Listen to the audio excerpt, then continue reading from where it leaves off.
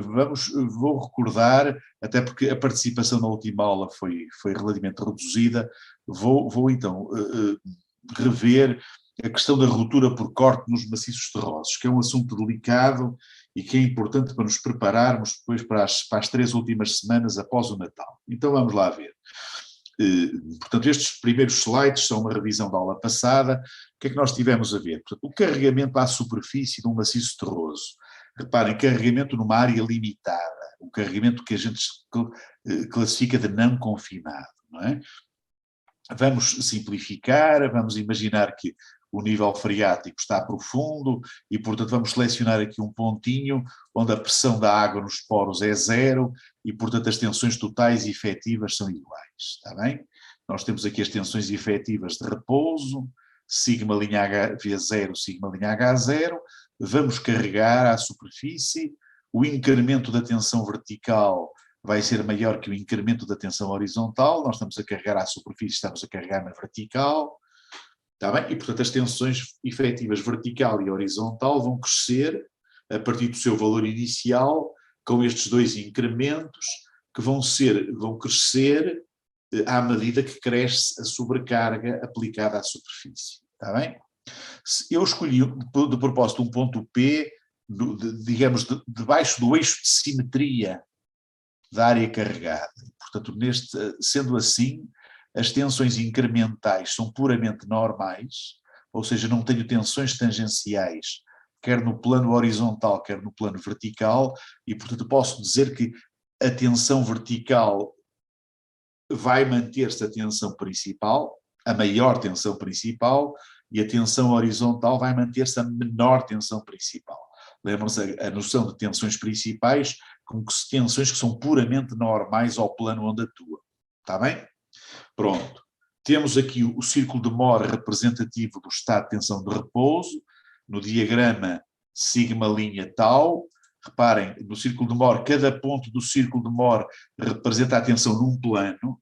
Reparem, neste ponto P nós temos o plano horizontal, temos o plano vertical e temos uma infinidade de planos com as mais diversas orientações. Está bem?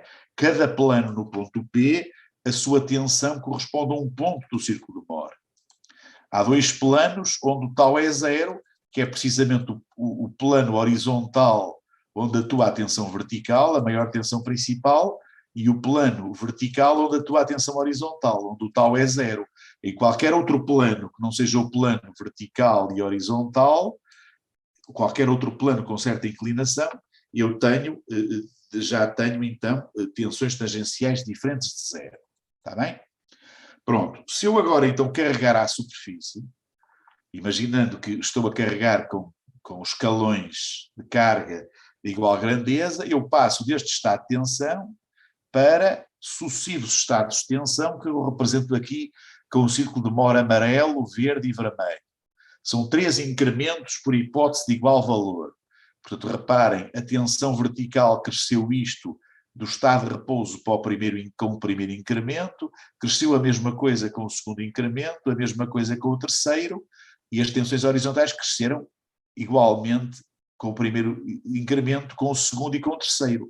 Reparem, o delta sigma H é menor que o delta sigma V, que está aqui marcado. Está bem? E, portanto, à medida que nós carregamos, o que é que vai acontecer ao estado de tensão? E ao círculo de Mohr que o representa. O círculo de Mohr desloca-se para a direita, o que significa que a tensão de compressão média aumentou. E reparem, o círculo de Mohr também aumenta de diâmetro. Porquê é que aumenta de diâmetro? Porque a maior tensão principal, que é vertical, cresce mais rapidamente que a menor tensão principal, que é horizontal. E, portanto, ao aumentar de diâmetro, aumenta a tensão de corte instalada, ou seja, nós vamos atingir taus cada vez maiores. Claro que no plano horizontal e no plano vertical, os taus são 0, já sabemos. Mas em qualquer outro plano, os taus crescem. Está bom? Pronto. Ora bem, como vimos na aula passada, este crescimento do estado de tensão não pode prosseguir indefinidamente. Não é? Portanto, nós temos estes estados de tensão com círculos de Mohr cada vez com maior diâmetro, cada vez mais deslocados para a direita, mas como o solo e como qualquer outro material tem resistência finita, o que é que temos? Temos que, neste sistema de eixos sigma' tau, existem, digamos, uma zona que a gente se designa por impossível, ou seja, onde os círculos de Moore representativos do estado de tensão não podem chegar, porque isso é incompatível com a resistência do material. Está bem? E existem também uma região possível, isto é, onde nós podemos, onde podem estar os círculos de Moore representativos de estados de tensão compatíveis com a resistência. Está bem? Há zonas onde é possível instalar o estado de tensão e, portanto, onde o círculo que o representa pode chegar, a outras zonas não. E repare, isto nem é exclusivo dos solos. Qualquer material tem resistência finita e, portanto, esta figura é uma figura, digamos, não é da mecânica dos solos, é da mecânica dos materiais. Está bem? Pronto. Ora bem, na mecânica dos materiais, a superfície que separa a região ou zona impossível da zona possível chama-se envolvente de ruptura. Está bem? E nos solos, a envolvente de ruptura pode ter esta forma. Não é? Pode ter esta forma. Aqui temos o lado das compressões. As compressões são positivas. Aqui as trações são negativas e nós desprezamos esta zona porque os solos praticamente não têm resistência à tração, não é? E, portanto, temos esta superfície, a inclinação dela chamamos o ângulo de atrito, a ordenada na origem é a coesão, e, portanto, num dado plano onde atua uma dada tensão normal, este F vem da palavra inglesa failure, ruptura, a tensão de corte de ruptura, tal F, tem duas parcelas. Uma parcela, digamos, de natureza atrítica, que é o produto da tensão normal pela tangente de φ, é a componente atrítica da tensão resistente, e depois tem uma componente coesiva que não depende de sigma', que é precisamente, a coesão é a tensão de corte na ruptura, a tensão de corte resistente para tensão normal igual a zero. Está bem? Pronto, certos solos têm uma envolvente de ruptura deste tipo, não é? Por exemplo, os solos residuais do granito, onde, digamos, esta coesão é atribuível à cimentação entre partículas, não é? Pronto. Em certos casos, a envolvente de ruptura passa na origem. E, portanto, ou seja, a coesão é zero. É o caso, por exemplo, os solos arenosos têm uma envolvente de ruptura deste tipo, não é? Portanto, não tem resistência ao corte para tensão efetiva zero, não é? Pronto. Ora bem, vamos agora então ver o que é que significa a ruptura por corte nos solos. Não é? Eu atribuo bastante importância a este assunto. Porquê? Eu disse na aula passada qualquer coisa como isto. Nenhum de vocês, nem eu próprio, quando era estudante, tive qualquer dificuldade em perceber fisicamente, quando dizendo, olha, numa aula de resistência de materiais, eu tenho uma asna metálica e agora tenho, por exemplo, uma ruptura por tração numa barra. Pronto, fisicamente não tenho qualquer dificuldade em imaginar como é que ela se manifesta. Tal como uma ruptura por flexão numa barra, ou uma ruptura por compressão, com encurvadura, numa barra, está bem? Pronto, ou seja, numa estrutura formada por barras, nós não temos dificuldade em imaginar o que é a ruptura por tração, por compressão, por flexão, etc. Está bem? Agora, o solo é um material tridimensional, é um meio 3D. E, portanto, não é óbvio, de modo nenhum, imaginar fisicamente como é a ruptura num solo. E é isso que eu vou discutir a seguir. Está bem? Pronto. Ora bem, voltemos ao nosso terreno que nós estávamos a carregar por escalões. Está bem? E ao nosso ponto P, onde estamos aqui a selecionar o estado de tensão. Está bem? Pronto. E reparem, tínhamos visto que tínhamos dado 3 incrementos de carga, tínhamos percebido como é que o estado de tensão evolui, e agora eu vou dizer-vos uma coisa. Olha, vamos supor que no fim do terceiro incremento, portanto, círculo de Moore vermelho, o solo naquele pontinho P rompeu por corte. Está bem? O que é que significa isso em termos conceituais? Significa duas coisas. Primeira coisa, olha, significa que aquele círculo de Moore vermelho, que corresponde ao estado de tensão após o terceiro incremento, ele atingiu a envolvente de Moore-Coulomb, a envolvente de ruptura, que eu desenhei aqui a azul. Pronto, desenhei aqui uma envolvente com ângulo de atrito e com coesão. Portanto, ou seja, se no fim daquele terceiro incremento, por hipótese, o solo rompeu por corte, significa primeiro isto, que o círculo de Moore, que representa o estado de tensão no fim do terceiro incremento, atingiu a fronteira da zona impossível. Está bem? Atingiu a fronteira da zona impossível. A zona impossível está aqui fora. Está bem? E o círculo de Moore atingiu a fronteira, ou seja, é tangente à envolvente de ruptura. Está bem? Muito bem. Agora, há aqui outro aspecto, que é o seguinte. Vamos procurar analisar isto para percebermos fisicamente o assunto, que é, os círculos de Moore têm um pontinho com uma propriedade especial que se chama o polo.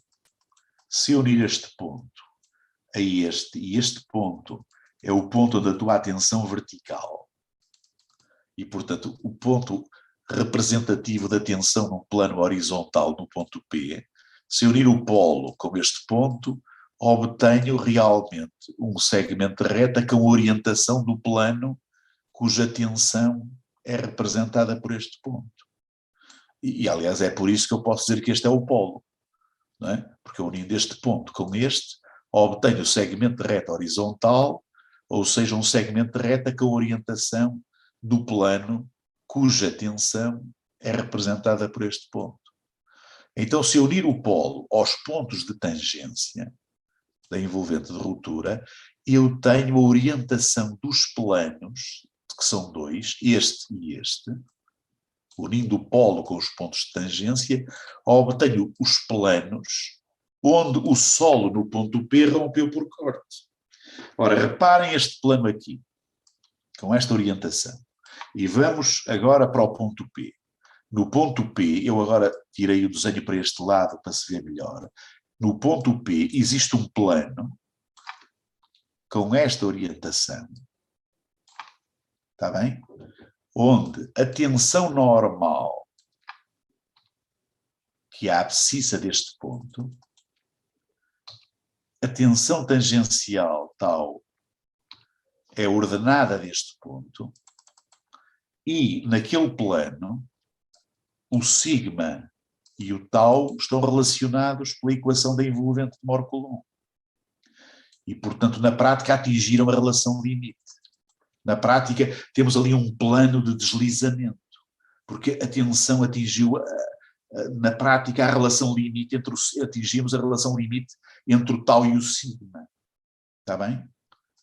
Pronto, vamos agora ver. Mas havia dois planos. Havia também este, um segundo ponto de tangência. Este ponto representa a tensão num plano com esta orientação, no ponto P. Portanto, olha, cá está o plano, com aquela orientação, tenho o sigma e o tau,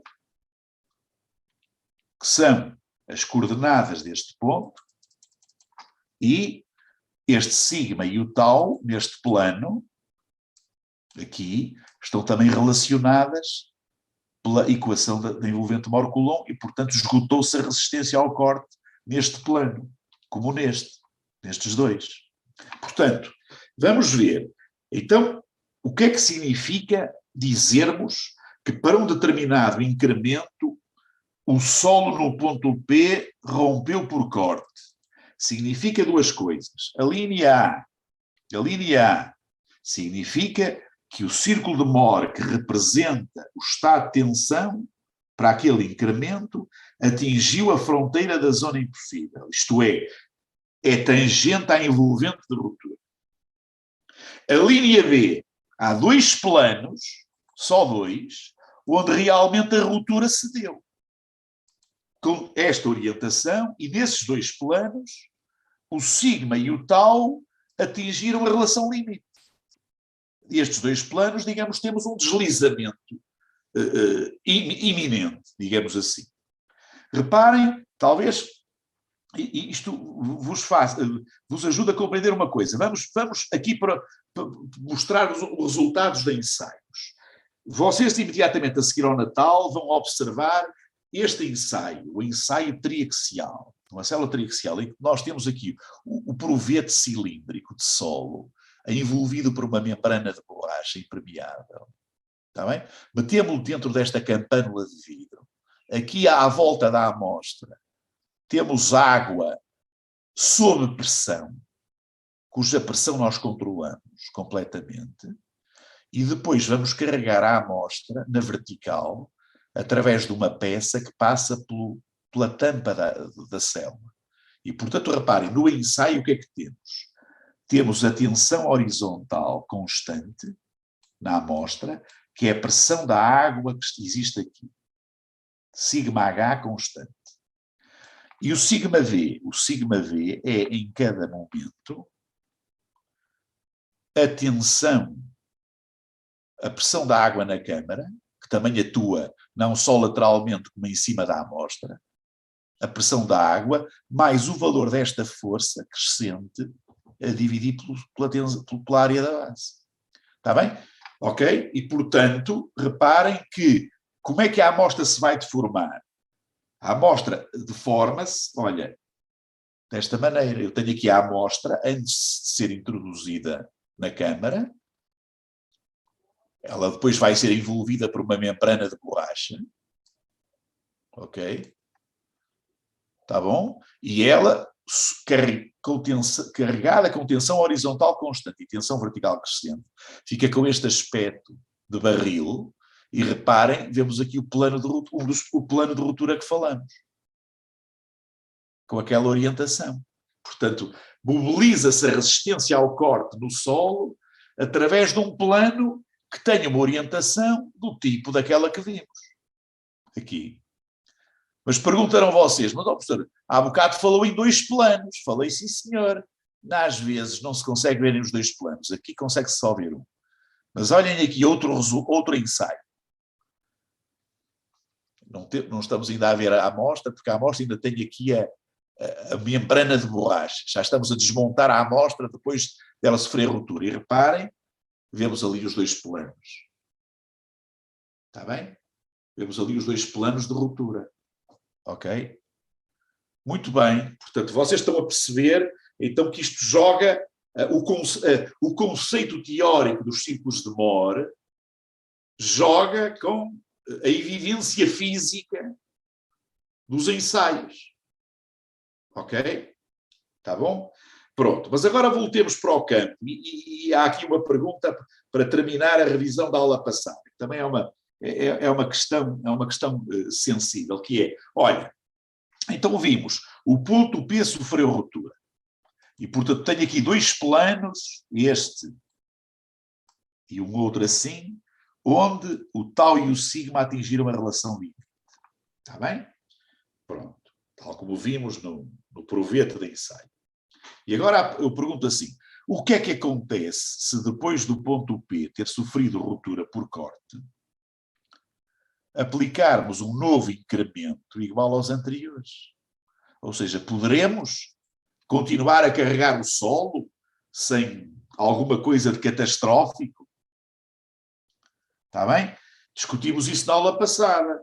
E, para discutir isso, eu trouxe uma analogia, digamos, um exemplo estrutural. Assim, olha, temos aqui uma estrutura, um pórtico tridimensional, com muitas barras. E se eu, numa determinada fase do carregamento, houver um estado limite último de resistência nesta secção desta barra, não é? Se eu continuar a carregar, a estrutura colapsa logo a seguir. Lembram-se da discussão da aula passada? Nós vimos não. Antes que esta estrutura se transforme num mecanismo, é preciso que bastantes mais barras entrem em ruptura. Não basta uma barra sofrer ruptura. Então, o que é que se vai passar se eu carregar com o novo incremento de carga? O que se vai passar é uma redistribuição de esforços. Ou seja, o que é que se vai passar? É que, como esta barra sofreu ruptura, a sua rigidez reduziu-se drasticamente e, portanto, a lei de distribuição dos esforços que vinha de trás A lei de distribuição de esforços que vinha de trás alterou-se, porque agora eu tenho aqui uma barra muito mais deformável do que era. A lei de distribuição de esforços, que crescia proporcionalmente à carga em todas as barras, até esta sofrer ruptura. Agora, como para este novo incremento, esta barra mudou, e mudou porque rompeu, a sua rigidez decresceu radicalmente, e eu tenho uma redistribuição de esforços. E as cargas que iriam para lá, se ela não tivesse sofrido ruptura, são redistribuídas para as barras vizinhas.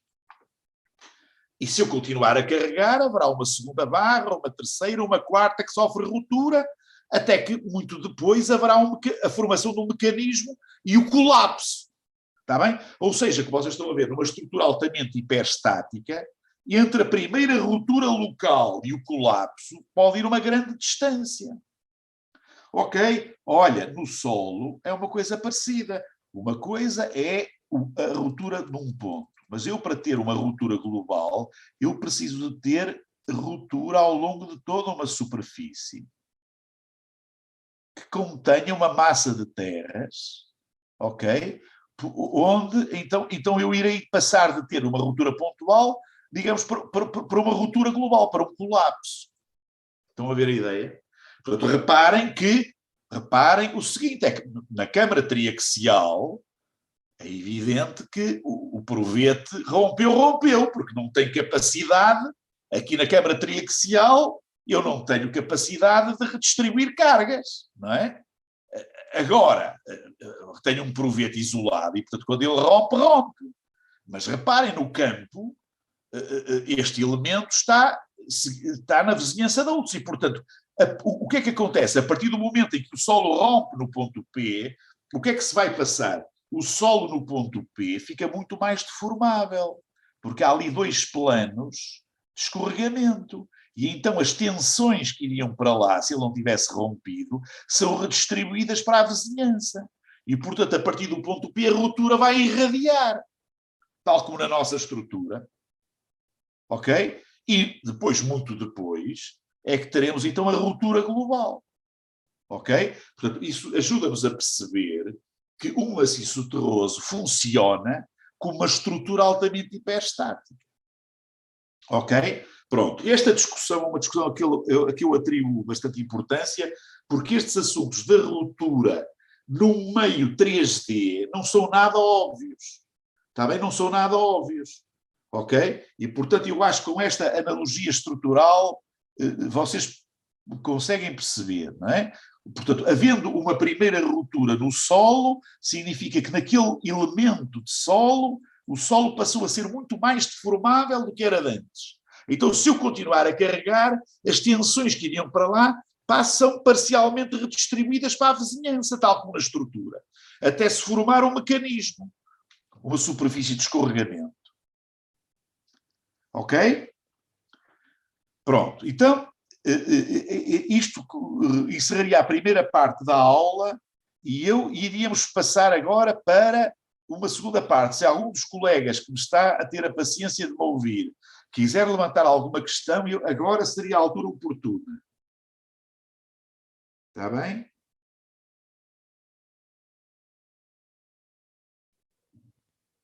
Pronto, parece que não há nenhuma questão, para já, ela é sempre bem-vinda a qualquer momento, ok? Então agora, voltemos ao nosso pontinho, que nós estamos a selecionar. E, reparem, eu estou a carregar à superfície, estou a alterar o estado de tensão, estou a ter tensões incrementais, crescentes, mas eu ainda não esclareci como é que nós as calculamos, está bem? Como é que nós as calculamos? E, portanto, vamos agora ver de que modo é que nós podemos avaliar as tensões incrementais quando o carregamento é aplicado numa área restrita à superfície, como aqui. Ou seja, se eu aplicar aqui uma carga, como é que num pontinho P debaixo da carga, como é que crescem as tensões? Naturalmente, elas crescem proporcionalmente à carga aplicada à superfície, mas vamos ver como é que nós as podemos calcular. Está bem? Pronto, mas antes de entrarmos nesse assunto, vou apelar à vossa compreensão, à vossa intuição. Olha, eu tenho aqui então a tal faixa carregada à superfície. Está bem? Pronto. E agora eu vou fazer assim. Vou selecionar aqui um plano horizontal, como vocês estão a ver, aqui a uma determinada profundidade. Ok? Pronto. E então agora, a uma determinada profundidade. Tá? Pronto. E então, onde é, neste plano horizontal, onde é que eu vou ter o máximo incremento da tensão vertical?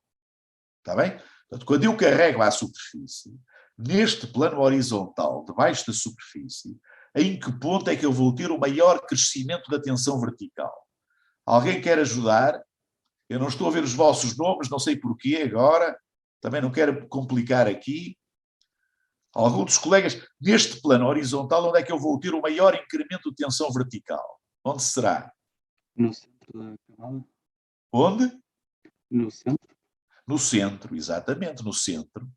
Exatamente, desculpem, page up, eu vou sair do modo projeção, é no centro, exatamente, no centro. Olha, no centro.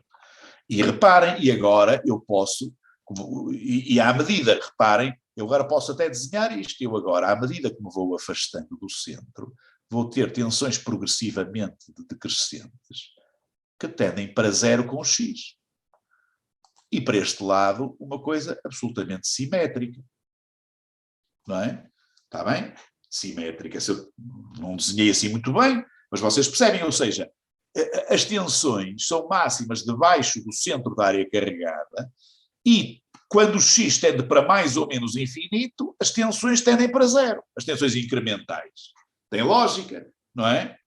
Olha, e agora, se eu selecionar um plano horizontal um bocado mais abaixo, em termos qualitativos, já está toda a gente a ver que será uma distribuição semelhante, em termos qualitativos, mas em termos quantitativos, eu aqui, este máximo aqui será menor ou maior do que este?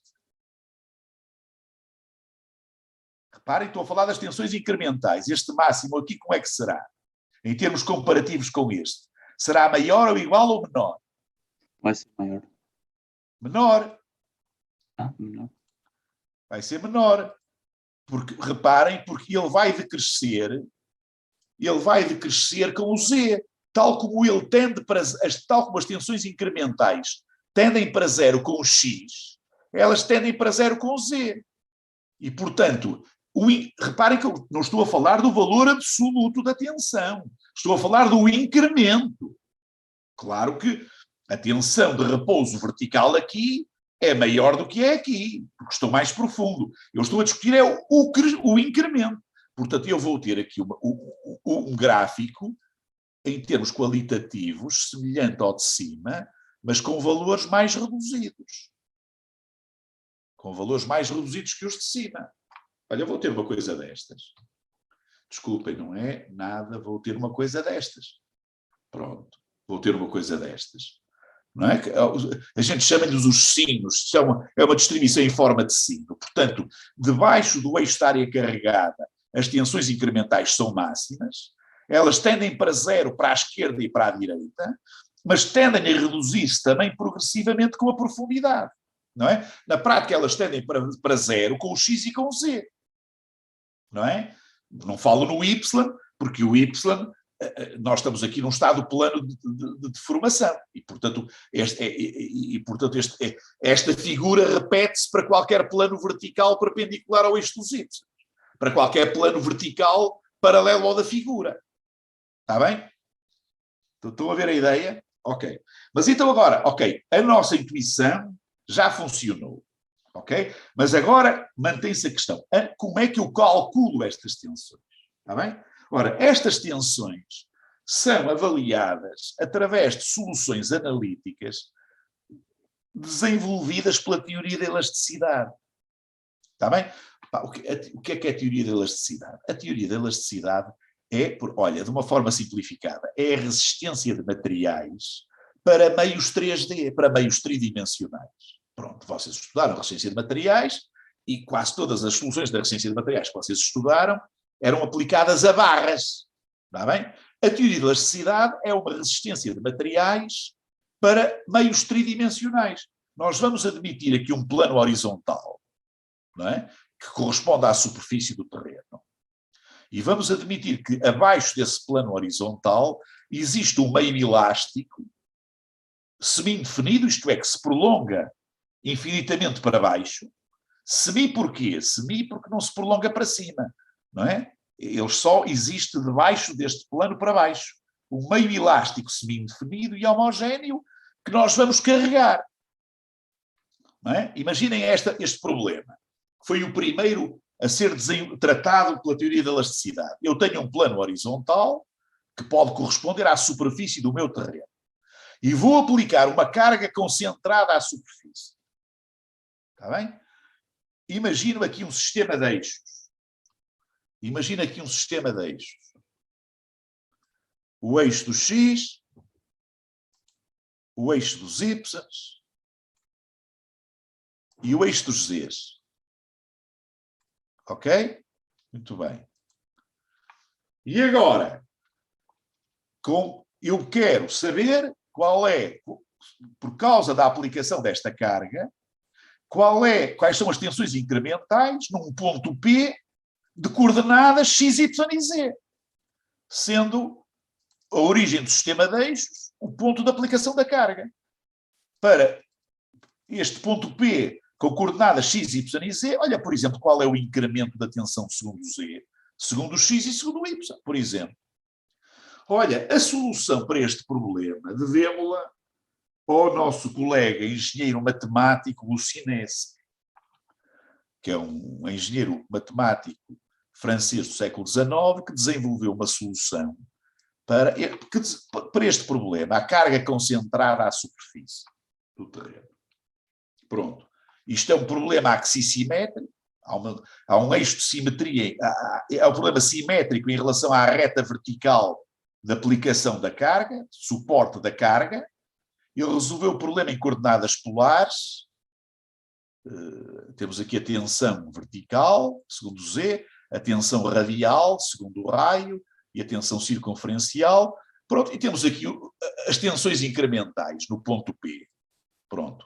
Olha, estas equações naturalmente não vos dizem nada.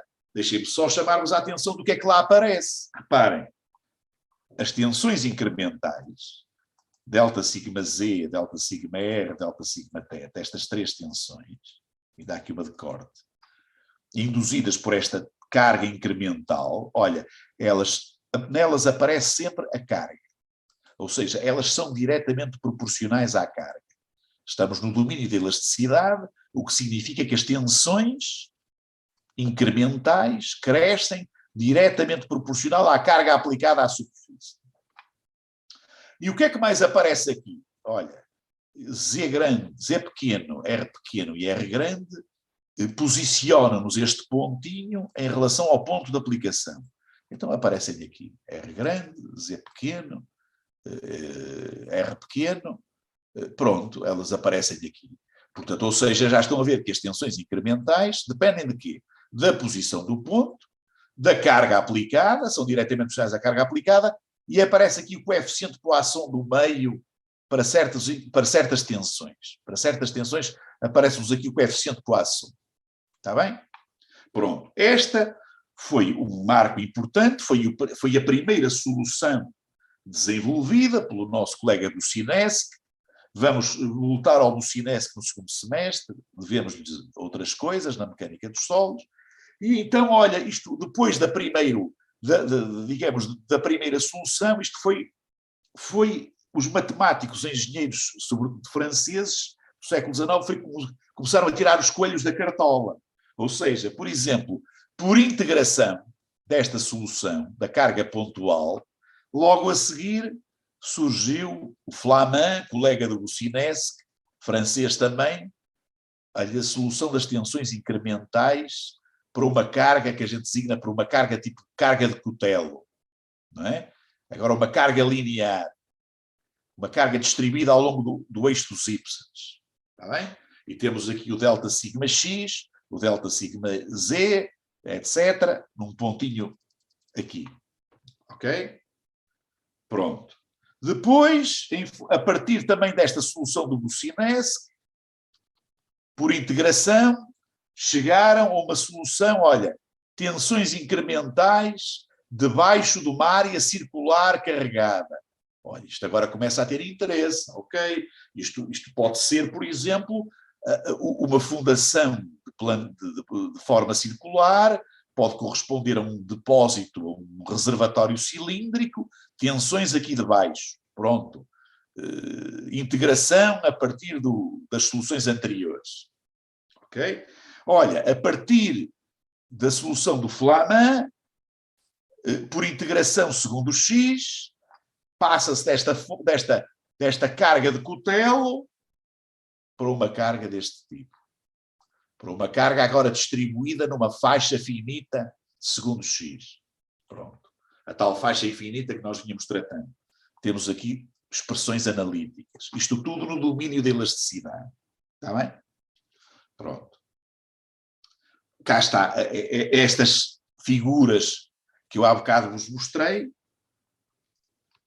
das tensões incrementais debaixo de uma faixa infinita, estas tensões vêm, olha, deste ΔΣz, desta equação, deduzida no âmbito da teoria da elasticidade.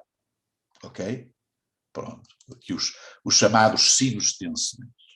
Está bem?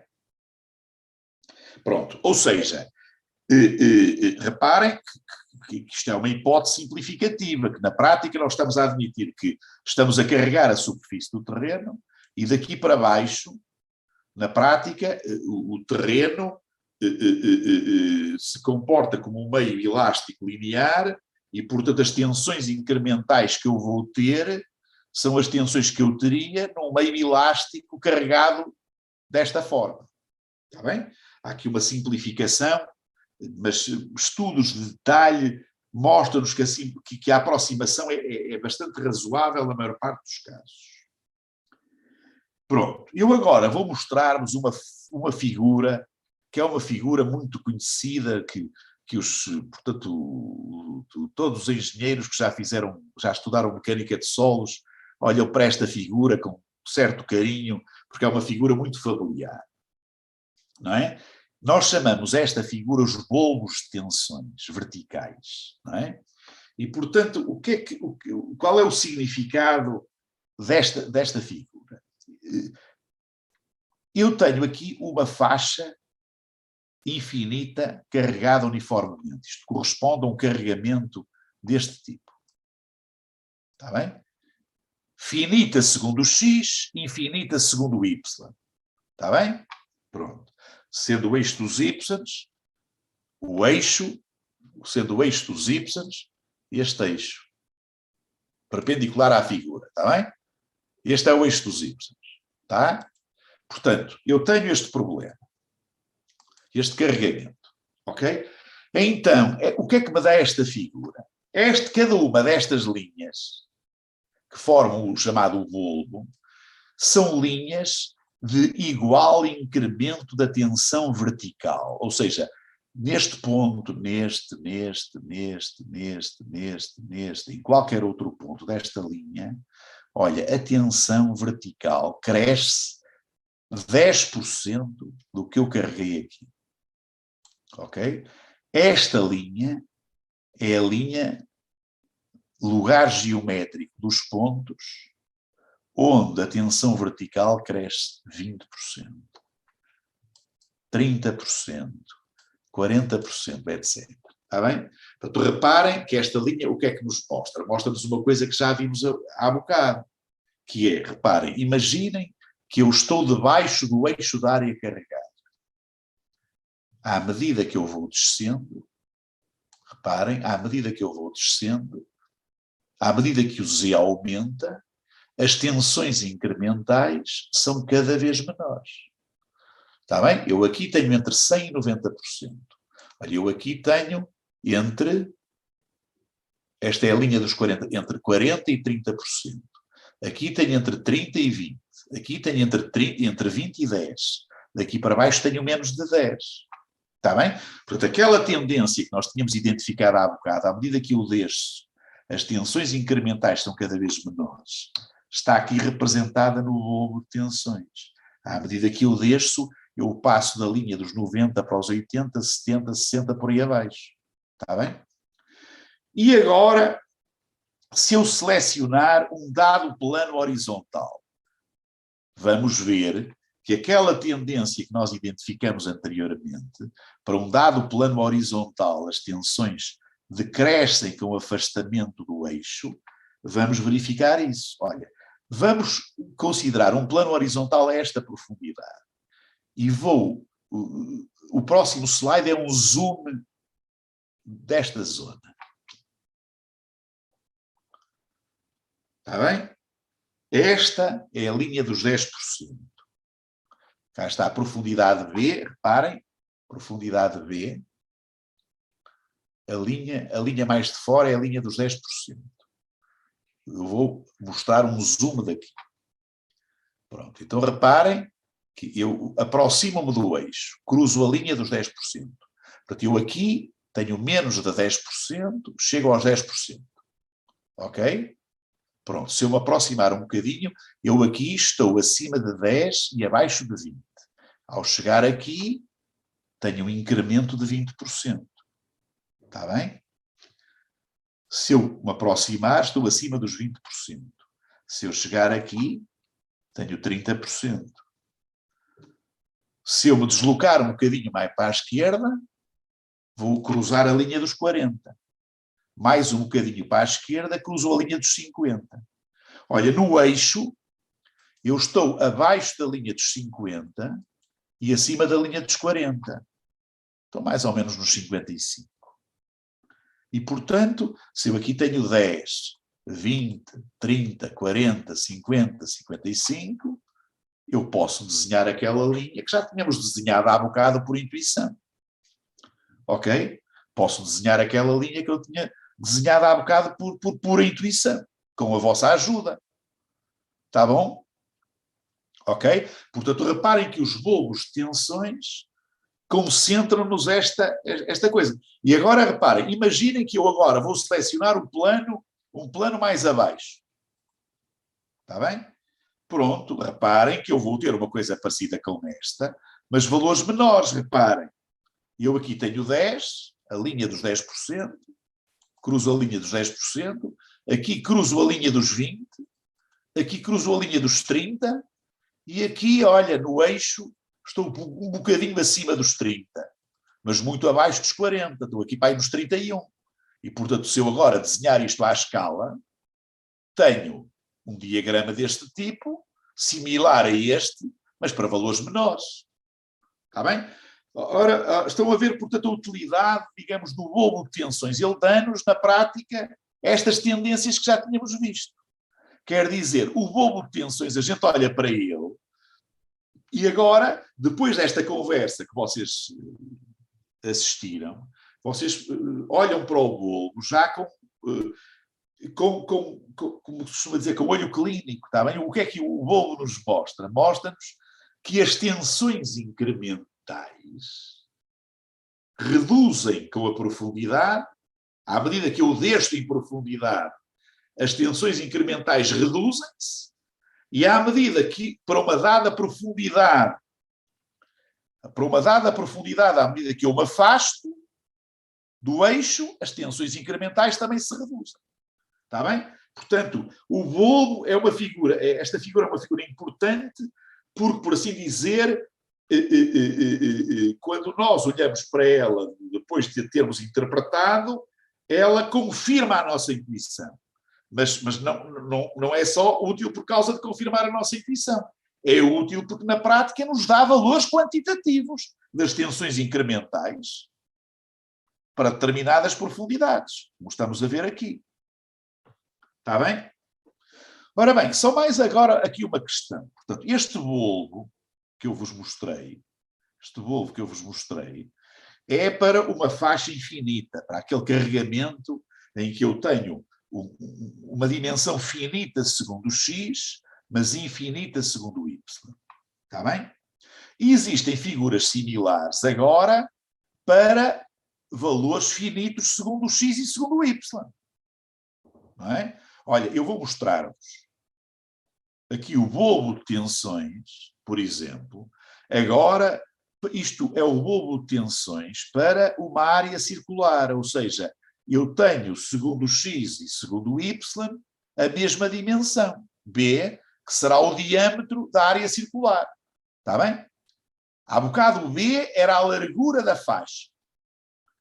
E segundo o y, a dimensão era infinita. Agora, segundo o x e segundo o y, eu tenho a mesma dimensão. Ok? Pronto.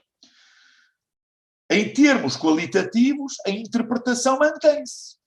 Nada a acrescentar. À medida que eu desço, tensões incrementais cada vez menores. Olha, eu aqui não tenho as curvas todas, só tenho aqui a curva dos 80, dos 60, dos 40, dos 30, dos 20 e dos 10. Saltei algumas curvas, está bem? Não tenho aqui a curva dos 90, nem dos 70, nem dos 50. Mas, portanto, nada, mantém-se igualmente aquilo que nós vimos, que é, à medida que eu desço, à medida que o Z aumenta, tensões incrementais cada vez menores. Para uma dada profundidade, à medida que eu me afasto do eixo, tensões incrementais cada vez menores. Ou seja, as tensões tendem para zero, segundo o x e segundo o y. E reparem, segundo o x e segundo o z. E reparem que o b é igual para segundo o x e segundo o y. Eu agora, digamos assim, este eixo aqui será o eixo do x e este o eixo dos y. Ou vice-versa. Este é o do x e este o dos y, ou vice-versa, porque a dimensão, segundo x e segundo y, não é a mesma. Está bem? E, portanto, na prática, eu tenho aqui uma simetria, este bulbo é mesmo, quer dizer, este bulbo de tensões é simétrico em relação ao eixo dos z's. Está bem? Quer dizer, tenho aqui um problema, digamos, axissimétrico. Está bom? Agora, reparem uma coisa. O último slide, já estamos, é o último slide da aula, que é o seguinte. Eu agora, o que é que pus aqui? Pus os dois bolos anteriores que vos mostrei. O bolo da faixa infinita,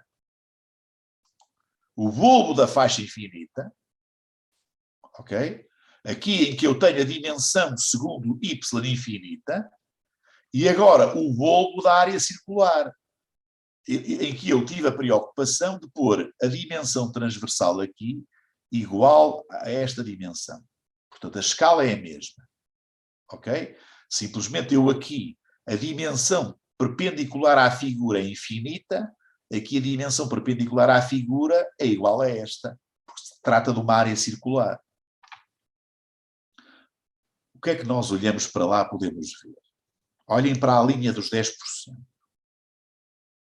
Por exemplo, o que é que eu vejo? Eu vejo o seguinte, desculpem, isto aqui está-me a perturbar um bocado a vista, mas vocês veem isso bem, que é, olha, aqui na faixa infinita, a linha dos 10% atinge debaixo do eixo da área carregada uma profundidade próxima de 6 vezes a largura. Ok? 6 vezes a largura. É a profundidade que atinge a linha dos 10%, até um bocadinho mais, debaixo do eixo. Ok? Reparem agora para a área circular, a linha dos 10% atinge uma profundidade um bocadinho acima de 2b. Está bem? Ora, o que é que nós então podemos concluir disto? Podemos concluir uma coisa que é lógica, que está ali escrito do lado esquerdo do slide. A profundidade à qual ocorre um dado incremento de tensão, ou seja, uma dada percentagem de ΔQS. Eu mostrei-vos aqui a linha dos 10%, podia termos comparado a linha dos 20%, ou a dos 30%. O que é que nós vemos? Que a profundidade à qual ocorre um dado incremento de tensão, ou seja, uma dada percentagem do que eu estou a carregar à superfície, cresce com a dimensão transversal, mas também com a dimensão longitudinal. Reparem que eu aqui tenho a mesma dimensão transversal, Mas como aqui a dimensão transversal aqui é igual à dimensão longitudinal, é igual à transversal. Aqui a dimensão longitudinal é infinita. E vemos então que a profundidade atingida por um dado volvo, por uma dada linha destas, é maior aqui do que é aqui. Está bem? Ou seja, quando eu analiso um bulbo só,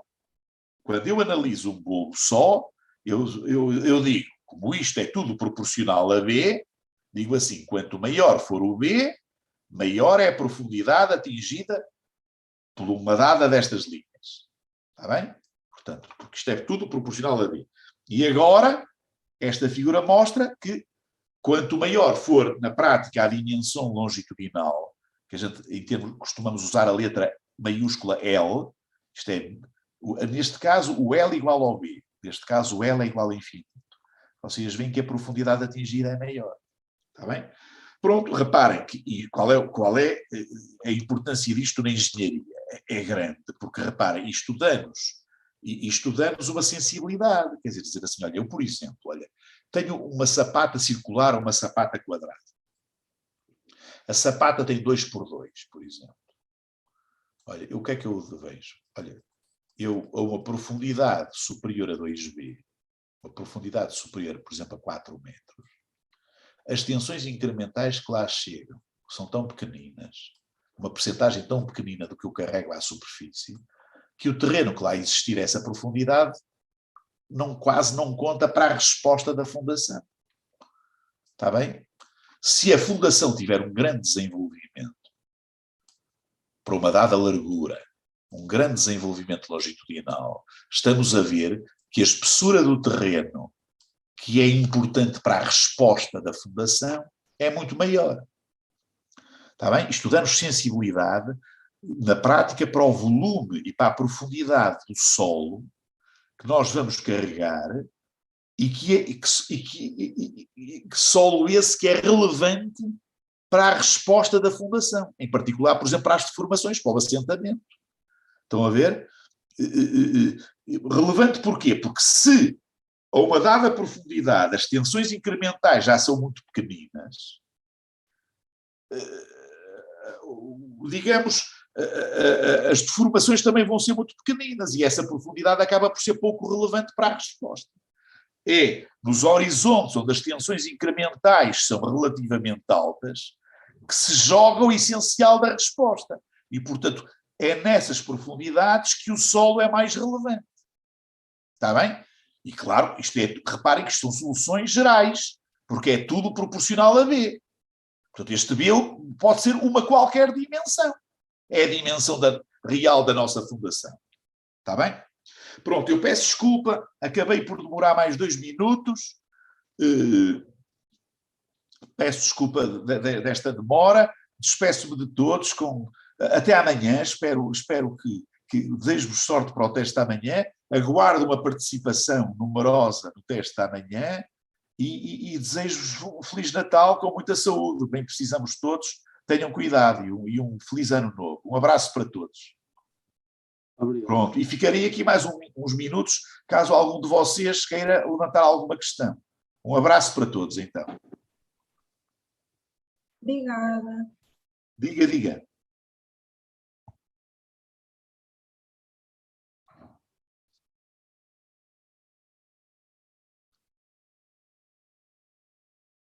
Sim.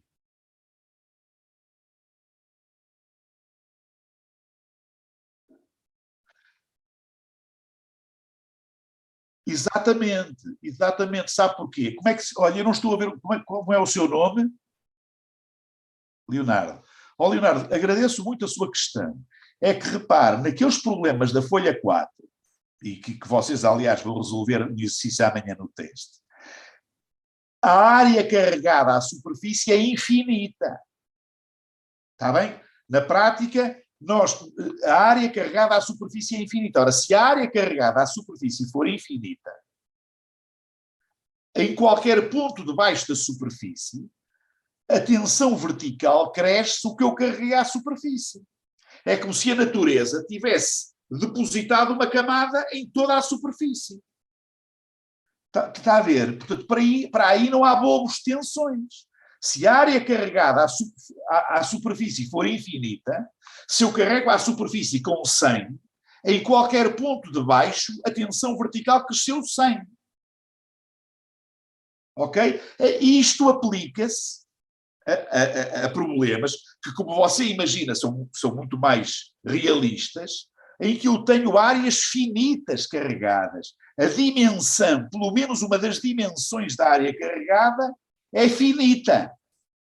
Está bem? Aqui, por exemplo, a área segundo x é finita, segundo y é infinita. Aqui a área é finita segundo x e segundo y. Está bom? Exatamente. Se o B fosse infinito e se o L fosse infinito, não é? Então, olha, é como se você pusesse assim, olha, imaginem que o B é infinito e nós estamos aqui, olha, neste pontinho. Neste pontinho, naturalmente a tensão vertical cresce o delta QS, que eu apliquei aqui. Está bem?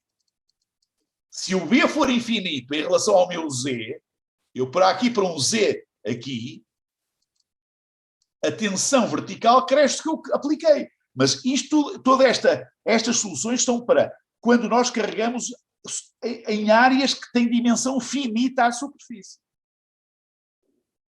Ok? Que nós chamamos carregamentos não confinados. Quando a área carregada à superfície for infinita, então chamamos o carregamento confinado. Tá, Leonardo? Ok, obrigado pela questão. Amanhã.